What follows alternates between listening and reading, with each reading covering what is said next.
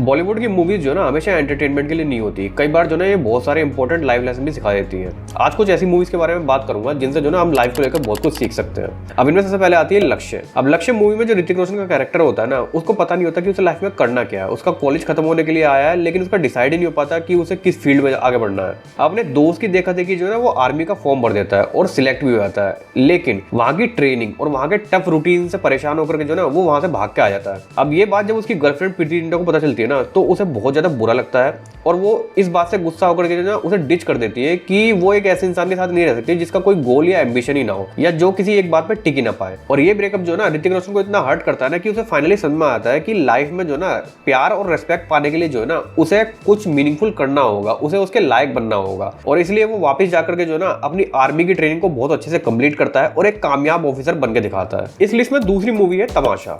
तमाशा movie में रणबीर कपूर को जो ना बचपन से कहानियां सुनने और सुनाने का पैशन था, लेकिन अपनी फैमिली और दुनिया के प्रेशर में आकर के जो ना वो एक नॉर्मल जॉब पकड़ लेता है और उसी फील्ड में आगे बढ़ना शुरू कर देता है। उसको लगता है कि ये सेफ ऑप्शन है, लेकिन वो जो ना कहीं दुनिया की भीड़ में खो जाता है और अंदर से जो ना खुश नहीं होता। अब लोगों की नजरों में तो वो एक नॉर्मल लाइफ जी रहा है, लेकिन खुद जो ना वो अंदर से काइंड ऑफ मर सा चुका है। मतलब उसे लाइफ में कोई इंटरेस्ट ही नहीं है और वो रोबोट की तरह जो ना बस एक रूटीन फॉलो करे जा रहा है। लेकिन अल्टीमेटली जो है ना उसको समझ में आता है कि उसकी असली कॉलिंग क्या है और वो फाइनली जो ना अपने सपने को परस्यू करता है। अब यहाँ पे जो है ना एक इंपॉर्टेंट बात समझने की ये है कि ये पैशन फॉलो करना, अपने सपनों को पूरा करने की कोशिश करना, ये सब जो ना एक्चुअल में सच्चाई है। ये मतलब कोई हवाई बातें नहीं है। अब मुझे पता है कि लोग जो है ना अपने डर को प्रैक्टिकलिटी का नाम देकर के जो ना किसी नॉर्मल सेफ करियर ऑप्शन को चूज करना पसंद करते हैं, लेकिन हॉलीवुड के फेमस एक्टर जिम कैरी ने जो है ना इस चीज को बड़े अच्छे से एक्सप्लेन किया है। उन्होंने बताया कि कैसे उनके फादर जो है ना उनसे भी अच्छे कॉमेडियन हुआ करते थे और उनकी कॉमिक टाइमिंग जो है ना उनसे भी कहीं ज्यादा बेहतर थी,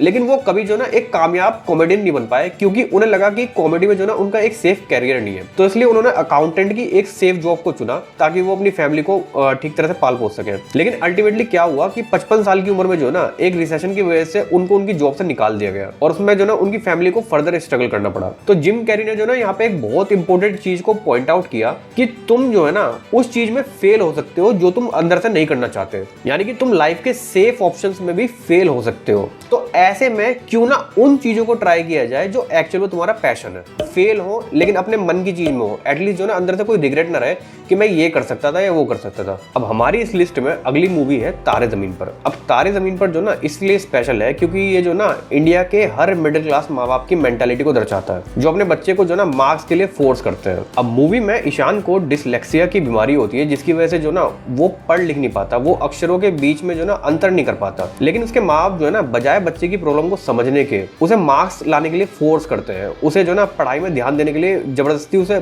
उस पर प्रेशर बनाते हैं। लेकिन लकीली ईशान को एक ऐसा टीचर मिल जाता है जो उसकी प्रॉब्लम को समझता है और उसके माँ बाप और टीचर्स को भी उसके बारे में अवेयर करता है। और इसके साथ ही साथ आमिर खान को यह भी रियलाइज होता है कि ईशान की आर्ट और इमेजिनेशन जो ना बहुत ज्यादा कमाल की है और इसलिए वो ईशान को मोटिवेट करता है कि वो अपने इंटरेस्ट के साथ ही जो ना आगे बढ़े। हमारी इस लिस्ट में अगली मूवी आती है तुम्बाड़। तुम्बाड़ की कहानी ने जो ना इंसान के लालच को बहुत सही ढंग से दिखाया है और जो फिल्म का मेन मैसेज है ना जो ज्यादातर लोग मिस कर गए वो ये है कि इंसान का लालच जो है ना जितना उसे मिलता जाए उतना ज्यादा बढ़ता जाता है। विनायक के वंश में जो ना लालच पीढ़ी दर पीढ़ी बढ़ता गया है। अब विनायक की माँ को सिर्फ एक सोने की मुद्रा का लालच था और उसके अगली पीढ़ी में विनायक को जो ना कुछ चंद सिक्कों का लालच होता था जिनको लेने के लिए वो बार बार हस्तर की गुफा में जाया करता था। लेकिन विनायक का बेटा जो ना विनायक से भी 10 कदम आगे, उसने सोचा था कि वो हस्तर का जो ना पाउच ही खींच के ले आएगा ताकि उसे जो ना दोबारा उस गुफा में जाना नहीं पड़े और वो उसे लगातार सोना निकालता रहे। अब इस लिस्ट में सबसे आखिरी में आती है बहुत ही ज्यादा अंडररेटेड मूवी इंग्लिश विंग्लिश में जो ना एक नहीं बल्कि कई सारे लाइफ लेसन छुपे हुए हैं। अब इस मूवी में जो ना श्रीदेवी बेसिकली एक हाउसवाइफ होती है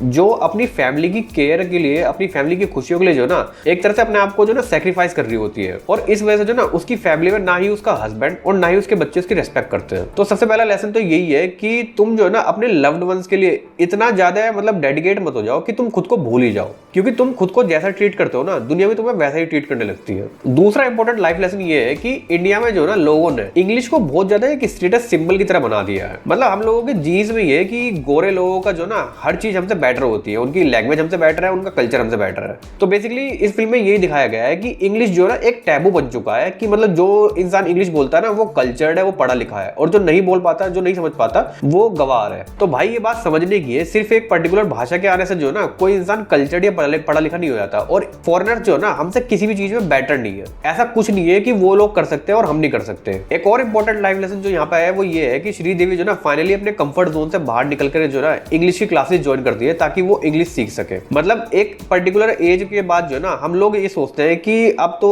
हमने जो सीखना समझना था और जो लाइफ में करना था वो कर चुके हैं, तो अभी हम क्या करेंगे। लेकिन यहाँ पर जो ना श्रीदेवी एक मिडिल एज वुमेन होने के बाद भी जो है ना इंग्लिश सीखने की हिम्मत करती है और फाइनली जो है ना मेहनत से अपने कॉन्फिडेंस को और अपनी इंग्लिश स्पीकिंग को इंप्रूव करती है। तो बस यार वीडियो का पर्पस जो ना ये बताना था कि बॉलीवुड जो ना सिर्फ कचरा मूवीज नहीं बनाता, कई सारी मूवीज जो ना एक्चुअली मीनिंगफुल होती है।